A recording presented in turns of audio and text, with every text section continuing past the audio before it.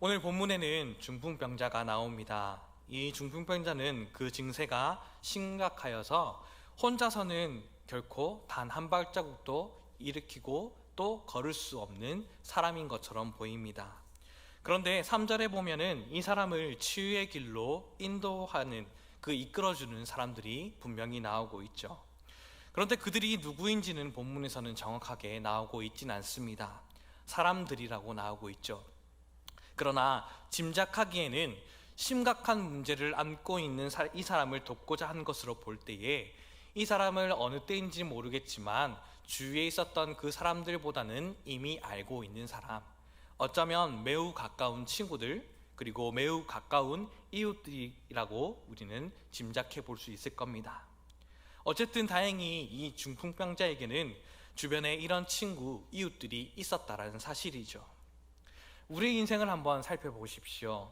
사람이 어떤 친구를 사귀느냐, 어떤 사람과 가까이 하느냐가 참 인생을 바꿔버리는 일들이 참 많이 있습니다.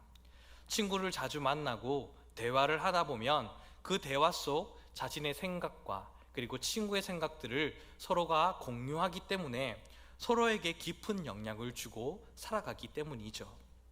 착한 사람과 사귀게 되면 내가 그러한 삶을 살아가지 못했지만 친구로 인해서 그리고 함께하는 사람들로 인해서 착한 일을 많이 하는 행동으로 나의 삶이 어느덧 바뀌어지게 되게 되고, 악한 사람과 사귀게 되면 나의 모습이 처음에는 그러한 삶을 살아가지 못했지만 내가 알게 모르게 점점 악한 모습으로 나의 모습이 어느덧 바뀌어지게 마련이기 때문이죠.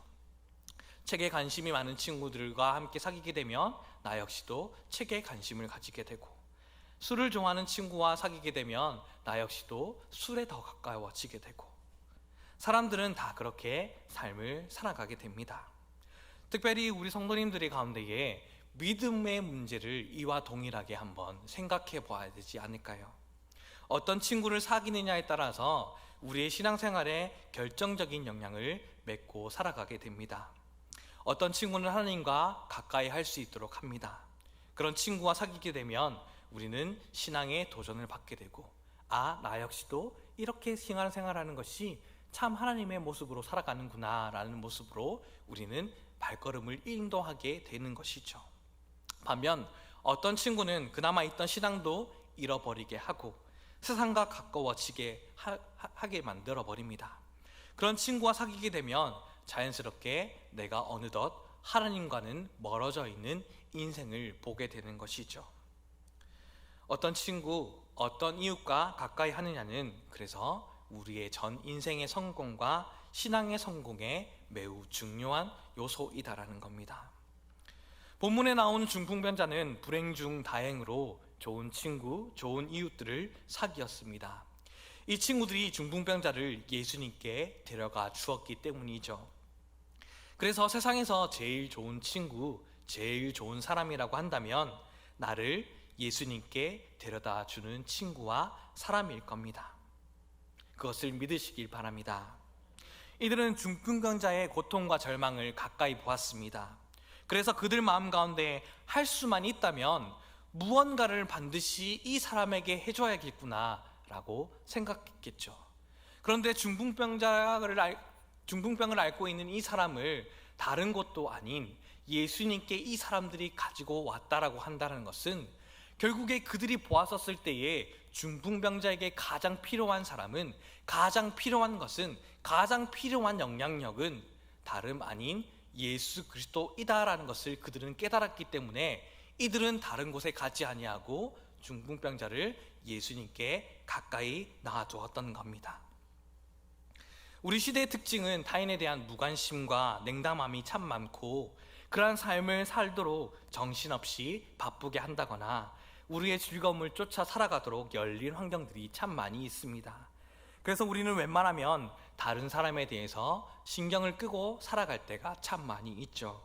내 문제만으로 힘든데 다른 사람을 돌볼 겨를이 어디 있느냐.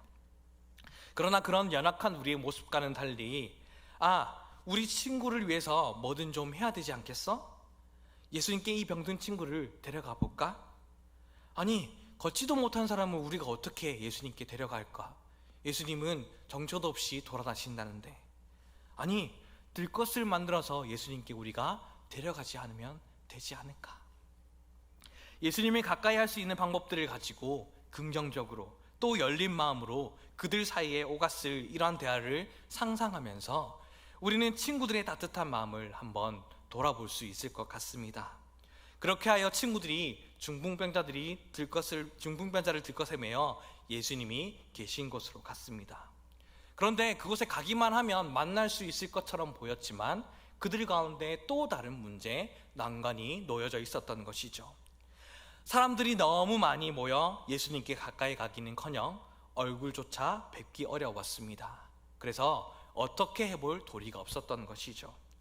그러나 그들은 생각 끝에 이대로 그냥 돌아갈 수 없다라고 하면서 지붕을 뚫고 이 병자를 예수님 앞으로 달아내렸습니다. 우리라면, 본문 속에서 나라면, 여러분이라면 어떤 선택을 하셨을까요? 아마 두 가지 반응 중에 하나일 겁니다. 하나는 포기하는 것이죠. 들것을 내려놓고 한숨 지으면서 우리는 친구로서 할 만큼 다 했다.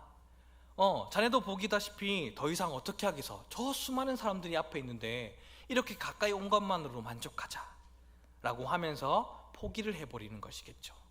그런데 이것은 당연히 지극히 정상적인 반응이라고, 어쩌면 우리로 보기에는 당연한 반응이라고 생각할 수 있기 때문에 누구 하나 이 사람들을 탓할 사람이 없을 겁니다. 여건이 준비되지 않았을 때에, 상황이 어려울 때에 실패자가 취하는 가장 쉬운 선택은 포기하는 것이기 때문이겠죠. 그런데 우리는 상황이 힘들어질 때에 이 말을 꼭 기억하며 살아갈 수 있기를 간절히 소망합니다. 포기는 맨 늦게 나중에 해도 늦지 않다. 반면 또 다른 반응은 가능성을 끝까지 찾는 것이겠죠. 오늘 본문 4절 말씀 가운데에 그 계신 곳의 지붕을 뜯어 구멍을 내고나 라는 말씀이 있죠. 참 놀라운 일입니다. 우리라면 지붕을 뚫을 생각조차 하지 않았을 건데 이 사람들은 그 생각을 해왔던 것이죠. 그들은 가능성을 생각했습니다. 일이 되는 방향으로 몰고 갔습니다. 그들은 돌아가지 않고 포기하지 않았습니다. 그런데 지붕을 뜯어 친구를 내리는 믿음의 행위는 쉬운 일이 결코 아니었죠. 환자를 들것에 실어 지붕으로 올라가는 행위도 만만치 않았을 수도 있을 거고, 또 나베 지붕을 뜯는 것조차 심각한 일이었기 때문이었겠죠. 당시의 팔레스타인 지붕의 가옥 구조는 지붕은 평지붕으로 대불보와 그리고 석가래를 깔고 그 위에 짚이나 나뭇가지를, 막대기들을 얻어서 단단히 다지는 것이 그 지붕의 구조였습니다. 그리고 그 지붕은 집 옆에 계단으로 올라갈 수 있었고, 또 나름 쉽게 벗겨낼 수 있는 형태의 구조가 바로 이 당시 때의 가옥의 구조였습니다.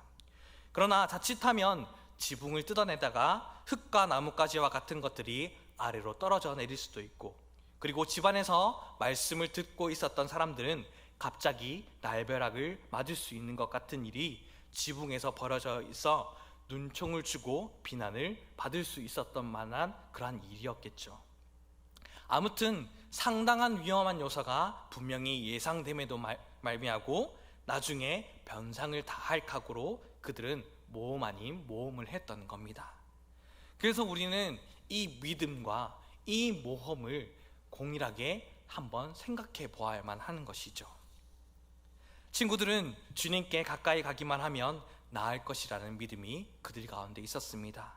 그래서 모험을 하게 되고 지붕까지 뚫고 내리는 일을 한 것입니다. 믿음은 이처럼 행동으로 증명돼야만 합니다. 그리고 믿음의 삶은 이러한 반드시 위험한 일과 마주치고 되어 있다라는 사실이죠. 우리 시대의 우상 중에 하나라고 한다면 아마도 이 부분일 겁니다. 안정성. 우리가 안전하기만 한다면 우리가 안전하기 위해서 오늘도 열심히 일하고 모으고 버티고 견뎌내고, 그래서 평탄한 삶을 살아가는 것. 그렇기 때문에 내가 알게 모르게 오늘도 나의 마음 가운데에 하나님에 대한 믿음, 하나님에 대한 신뢰보다는 오늘도 내가 어떻게 하면 안정감 있게 하루하루를 버티며 살아낼 수 있을 것인가에 대해서 우리는 생각하고, 오늘도 어쩌면 나의 생각과 마음이 나의 안에 그 안전함이 우산이 되어버릴 수도 있을지도 모릅니다. 그러나 안전한 삶은 믿음의 삶과는 전혀 거리가 멉니다. 믿음의 삶은 때론 위험을 선택합니다. 믿음은 장애물에 초점을 맞추지 않고 오직 예수 그리스도 하나님께만 집중해 있기 때문입니다. 아니, 반대로 말하면 가장 안전한 선택을 위해서, 가장 안전한 곳을 가기 위해서는 우리는 거쳐야 할 위험들이, 거쳐야 할 문제들이 우리 삶 가운데 반드시 놓여져 있다는 것이죠. 상상해 보십시오. 지붕을 뜯어내고 구멍을 만들어 중풍병자를 위해서 내려오게 하는 장면은 아마 그 당시도 지금이라도 기상천외한 방법일 겁니다. 그러나 이 행동은 예수님께서 병자를 반드시 치유해 주시겠다라는 믿음의 전제를 가지고 이들은 예수님께 이 병자를 가까이 내어놓았다는 겁니다.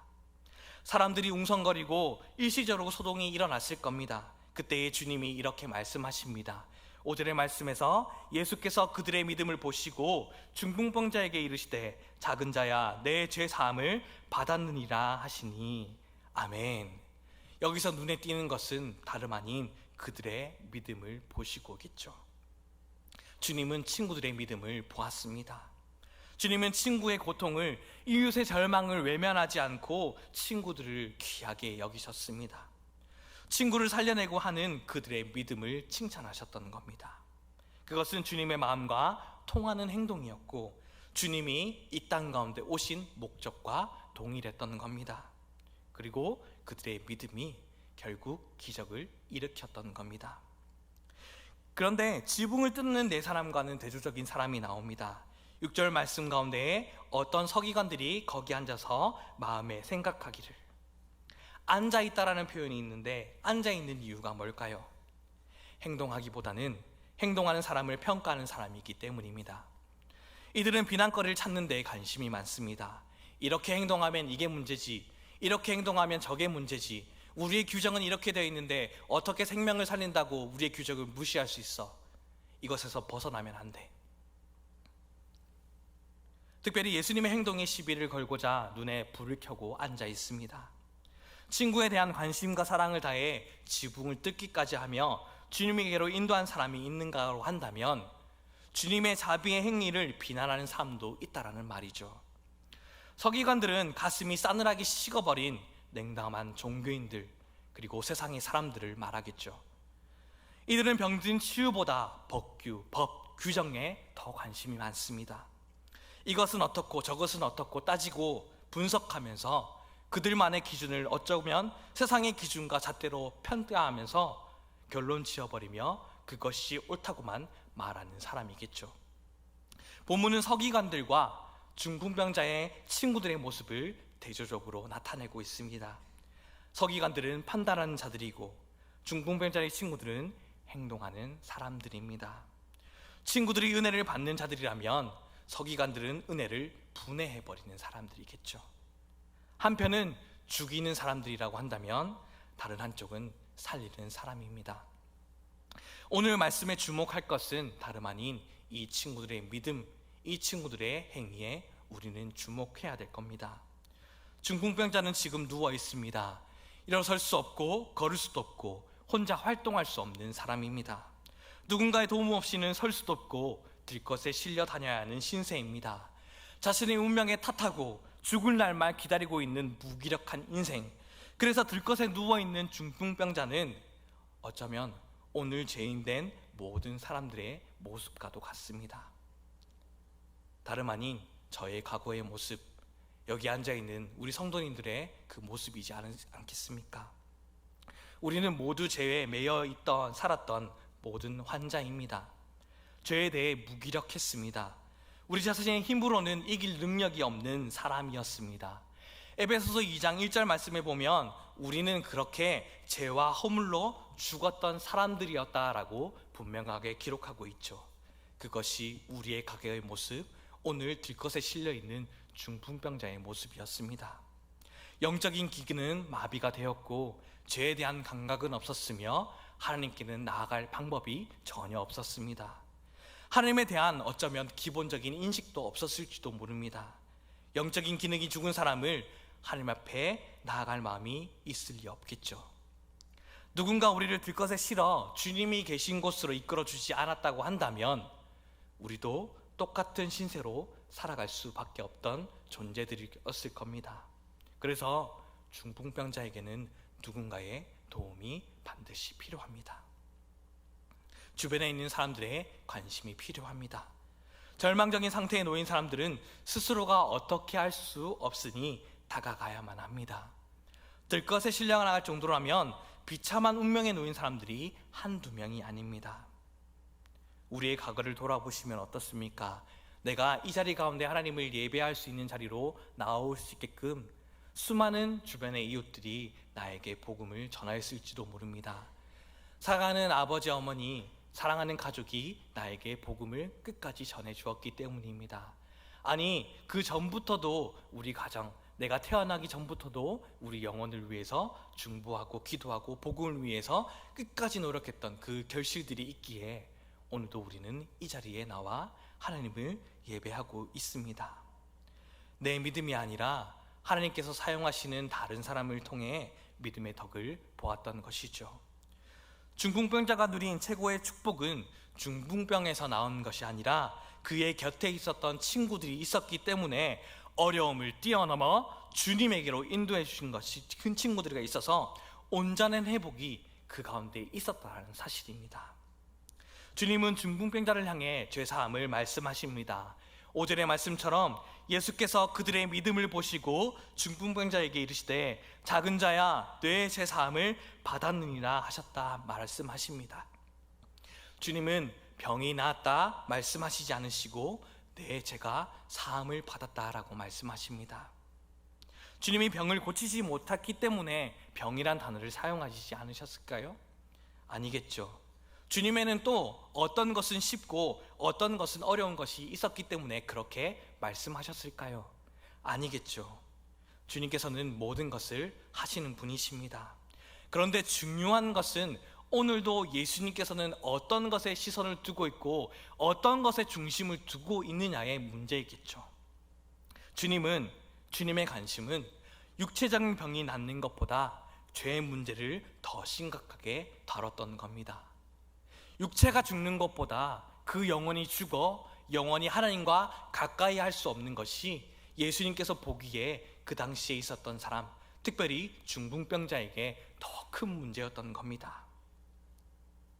죄 용서함에 받는 문제가 육체의 질병이 낫는 것보다 훨씬 중요하여 몸의 치유보다 죄사함이 먼저라는 것을 분명하게 말씀하셨던 겁니다. 사람들은 눈에 드러난 기적을 좋아합니다. 예수님은 육신의 병을 치료하셨지만 육신의 질병을 고치기 위해서 오신 분이 결코 아니었죠. 육체의 치유의 사건은 장래에 이루어질 완전한 회복을 상징적으로 보여주기 위해서였습니다. 그것을 위해서 예수님은 이 땅에 오셨고 그것을 위해 수많은 사람들을 살리셨고 치유하셨고 회복하셨고 가까이 하셨고 함께 나눴던 겁니다. 그러니 우리는 오늘도 이 말씀을 가지고 우리는 오늘도 우리의 시선이 나의 시선이 아닌 주님의 시선으로 삶을 살아갈 수 있기를 간절히 소망합니다. 그 핵심은 무엇입니까? 죄의 문제입니다. 바로 구원의 문제겠죠. 옛날에도 그랬겠지만 더욱 세상에서 건강, 힐링 보다 전문적이고 구체적으로 오늘도 우리에게 말하고 있습니다. 하지만 건강을 유지하고 힐링은 하지만 끝끝내 사람은 누구나 한 번은 죽게 됩니다. 그러니 우리는 더 근원적인 문제를 다뤄야만 하겠죠. 그리고 이 근원적인 문제를 반드시 해결해야만 합니다. 세상의 관점에 보면 그럴듯하고 별 볼 일 없는 것처럼 보이겠지만 그 속을 들여다보면 주님이 없어 깊은 곤톡 속에 중풍병자처럼 드러누워 인생이 파산 직전에 놓여져 있는 사람이 얼마나 많이 있습니까? 세상의 관점에서 보면 돈을 많이 가진 사람을 두고 잘 산다라고 말하지만 실제로 요즘에는 돈이 안 되면 없는 것처럼 말하지만 정말 그렇습니까? 돈으로 안 되는 것이 훨씬 더 많습니다. 빵은 살 수 있지만 식욕은 돈으로 살 수 없다고 말하죠. 결혼식은 돈으로 할 수 있지만 사랑은 돈으로 살 수 없습니다. 행복은 돈으로 살 수 있습니까? 우리 안에 채워지지 않는 그 공허함 채울 수 있습니까? 무엇보다 우리의 죽음의 문제 돈으로 해결할 수 있습니까? 진짜 중요한 것들은 돈으로 결코 해결되지 않습니다. 들것에 실려가지 않으면, 예수님께 가까이 나아가지 않으면 대책 없는, 소망 없는 사람들이 참 많이 있습니다. 그 가운데 우리가 소망할 것은 무엇입니까? 바로 예수 그리스도인 줄로 믿습니다. 인생의 답, 인생의 진리, 우리가 가지고 있는 반드시 해결해야 될 죽음의 문제를 이기신 예수 그리스도가 있어야 우리는 염려와 절망에서 벗어나 행복한 인생을 살아갈 수 있습니다. 우리는 죽음을 이기시고 부활하신 주님을 기뻐하시며 우리의 모든 문제를 해결받고 그 답을 아는 자들입니다. 그렇다면 그 답을 아는 자들을 오늘 하루라는 날을 주신 이유는 무엇일까요? 오늘 말씀 속 친구들의 역할과 같은, 오늘 말씀 속 사람들의 역할과 같은 삶을 살아가기를 하나님께서는 원하고 계시기 때문입니다. 중풍병자에게 친구가 있었고 자신을 하나님께로 가까이 나아갔던 그 사람들이 있었다는 것은 큰 어려움과 불행이 그 가운데 있었지만 그것을 덮을 가장 축복이 그 병자 가운데 있었다는 사실입니다. 중풍병자 혼자서는 결코 일어설 수 없는 일이 벌어졌습니다. 우리의 삶을 돌아보면 나 혼자 이렇게까지 여기까지 온 사람은 아무도 없지 않습니까? 어린 시절 셀 수 없이 넘어졌을 때에 내 손을 붙잡아 주던 부모님의 수고로부터 시작하여 오늘 나라는 존재는 힘들고 어려운 순간마다 인생의 수없는 위기 속에서 수많은 사람들이 내 곁에서 도움과 사랑을 베풀고 관심을 주었기에 오늘 이 자리에 서 있는 겁니다. 영적으로도 마찬가지입니다. 셀 수 없이 방문하고 사랑과 관심을 베풀어준 손길이 있어서 우리는 오늘도 하나님을 믿는 믿음으로 이 자리에 하나님을 예배하는 자로 서 있습니다. 나 혼자 결정하고 선택한 것이 아니고 전적으로 믿음의 사람들, 믿음의 공동체가 있었기 때문입니다. 그토록 욕하고 싫어하고 나 앞에서 예수의 예자만 꺼내봐, 교회 교자만 꺼내봐 라고 가만두는지 그랬던 사람이 끊임없이 다가와 나에게 교회를 소개하고 나를 예수를 믿게 했던 믿음의 친구가 있어서 우리는 여기에 있었던 겁니다. 거기에 대한 간증은 참 많이 다양하겠죠. 영적인 눈이 열리는 은혜가 오늘 이 자리 가운데 있기를 간절히 소망합니다. 영적인 눈을 열어 세상을 보면 세상은 온통 고통 가운데 있습니다. 들것에 싣고 옮기지 않으면 안 될 사람이 한둘이 아닙니다. 그런데 복음을 전하는 데 있어서 가장 중요한 것은 예수가 없어 소망이 없는 상태에 빠진 사람을 어떻게 할 거냐의 문제인 거죠. 신사적으로 그냥 그렇게 믿으십시오라고 지옥에 가도록 하는 것이 나을 것인지, 아니면 우리가 욕을 먹는 한이 있더라도 천국으로 인도하는 것이 나을지를 생각해 보아야만 하는 겁니다. 오늘 우리는 복음을 어떻게 생각하고 나타내고 전하고 있는지를 생각해야만 합니다. 본문의 친구들의 행동은 이해할 수 없어 보입니다. 그러나 주님은 그들의 행위를 보시고 중풍병자를 고쳐주셨고 그를 구원해 주셨습니다. 우리가 정말 예수님을 믿는 믿음을 가지게 된다라고 한다면 문제의 답을 볼 수 있습니다. 우리가 신앙의 길에서 얻는 축복 중에 하나는 인생의 답을 가지고 산다는 것이겠죠. 인생의 답이신 예수님을 모시고 산다는 것, 이것이 축복이자 특권입니다. 부활의 기쁨과 소망을 품고 이제 답을 가진 우리가 할 일은 다름 아닌 중풍병자의 같은 인생을 주님께로 오늘도 연결하며 삶을 살아가는 겁니다. 우리의 믿음을 통하여 또 다른 사람을 살려낼 수 있습니다. 오늘 우리가 그리스도를 만나서 산 것처럼 우리의 조금의 수고와 관심과 사랑으로 우리 가운데에 죽어가는 이웃들을 살릴 수 있습니다. 특별히 5월의 가정의 달 주변의 어린이들이 보이시면 그 어린이들에게 복음, 또 살아가는 가정의 가족들 중 아직 예수님을 영접하지 못했던 가족이 있다면 그 가족에게 복음을, 또 함께 가까이 살아가는 가까운 이웃들에게 복음을 전해 예수님께로 연결하는 복된 삶을 살아갈 수 있기를 간절히 소망합니다. 하나님은 오늘도 우리의 믿음을 통하여 살리시고자 하실 때에 오늘의 말씀처럼 일어났던 사건, 똑같은 일들이 살아가는 우리 삶 가운데 동일하게 일어나는 은혜가 한 주간에 우리의 삶 가운데 일어날 수 있기를 간절히 소망합니다.